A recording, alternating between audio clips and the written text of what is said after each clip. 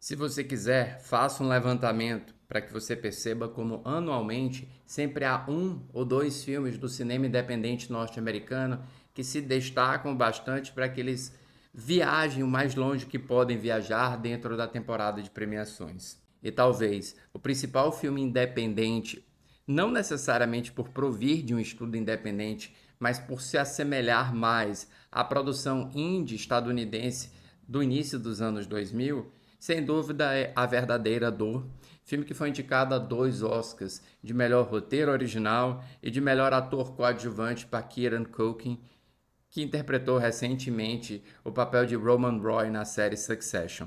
No filme, a gente vai acompanhar a trajetória de dois primos que, anos depois, se reencontram no aeroporto para viajar à Polônia, cumprindo uma promessa que fizeram à sua avó de visitar o legado de sua família. A família emigrou em direção aos Estados Unidos em fuga depois dos eventos da Segunda Guerra Mundial.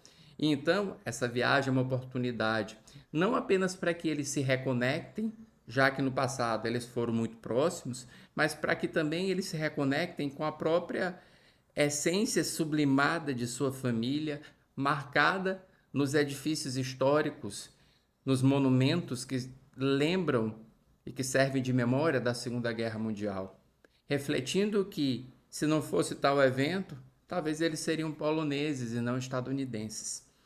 É uma oportunidade ímpar de um reencontro com o próprio lar, que nunca foi o seu lar, mas que deixou de ser o lar de seus pais em razão da violência de um regime totalitário. Eu, inclusive, me vinculo muito com esse tipo de história, já que minha família viajou do Líbano. Todos os meus avós ou bisavós vieram do Líbano para o Brasil, fugindo também da guerra. Então, é algo com que eu consigo me identificar. Inclusive, eu tenho o desejo de vir ao Líbano para conhecer o legado e ancestralidade da minha família. E aqui no filme, o diretor, roteirista e protagonista Jesse Eisenberg, ele interpreta David, que seria o primo mais sensato da equação, ou pelo menos sensato dentro de um modo de enxergar padrão da sociedade. Ele é o que tem um trabalho estável, ele é o que tem uma família e, sobretudo, dentro de uma leitura que se faz dentro do filme, ele é aquele que não tentou cometer suicídio, diferentemente de Benji, que apesar de ser muito fanfarrão, falastrão, apesar de trajar-se com roupas muito expressivas e ser muito expansivo, é na realidade uma pessoa que tem muita dor dentro de si. E uma dor que parece vir em ondas. Ele pode em um momento ser um poço de alegria e de entusiasmo para no outro ser uma retração completa dentro de si próprio. Quase como um jabuti que entra dentro do seu casco. Eles são muito diferentes um do outro e o filme valoriza esse atrito.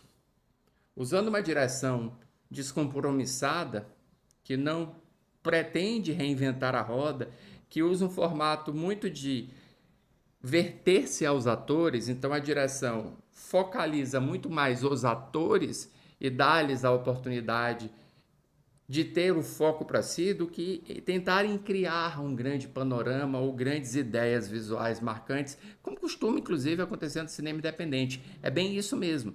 É muito mais um cinema para os atores e para o texto, o roteiro, do que um cinema necessariamente orientado para a imagem, ainda que não haja nenhuma displicência da direção com relação à imagem.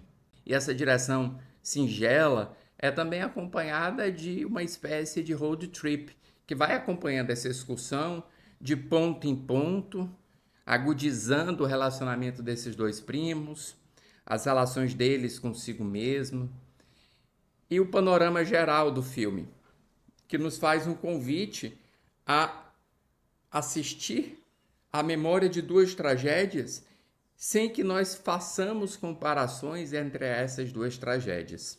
Esse é um ponto que me preocupa muito no filme, porque, de certa maneira, o filme parece tentar comparar duas tragédias ao colocá-las lado a lado. Ele tem o Holocausto, em que milhões de judeus foram assassinados pelo regime nazista, mas ele tem também a trajetória individual de Benji, cujo próprio sofrimento, provocado talvez por uma história pregressa, por traumas, alguns destes que ele talvez nem conheça, levaram-no a tentar cometer o suicídio, a atentar contra a própria vida. Quando coloca essas duas histórias lado a lado, parece que há uma comparação. Eu nem acho que seja o caso, mas é inegável que nós enxerguemos uma tentativa de fazê-lo, seja intencionalmente ou acidentalmente. Isso pode amargar um pouquinho o filme. Amarga também o filme o fato de que eu tenho relações conflituosas com relação à atuação do Kieran Culkin. Ele me parece muito Robert Downey Jr. em certos aspectos, no sentido de que parece que ele sempre está interpretando ele próprio. Você não está diante de um personagem construído. Você está diante do ator que está emprestando seus maneirismos sem alterá-los profundamente para a criação de um personagem. Eu não vi tanta diferença acompanhando, por exemplo, seu personagem de Succession. E, de certa maneira, isso me deixou um pouco retraído em relação àquele cara, porque parecia que eu só estava encontrando o Roman. Eu não estava encontrando o Benji. E, naturalmente, se eu estou enxergando o Roman Roy e não Benji, isso significa que eu não estou levando muito a sério o drama vivenciado pelo personagem. E ainda que isso pode ser um aspecto mais meu do que seu, tem um outro que talvez seja até mais inconfundível, que é aquele tipo de chantagem emocional que ele pratica com todas as pessoas ao seu redor, mas naturalmente, sobretudo com relação ao seu primo, em que ele joga a carta da dor, ele joga a carta do trauma, ele joga a carta do suicídio, quase como se ele estivesse negociando um passe livre para fazer o que ele quer fazer. Ele tenta ser muito sensato, em alguns casos, ele tenta mostrar as hipocrisias da excursão, mas ao mesmo tempo ele tenta ter um passe livre diante de toda aquela construção. Isso torna ele mais complicado como sujeito, mas isso torna, mais uma vez, o filme mais amargo.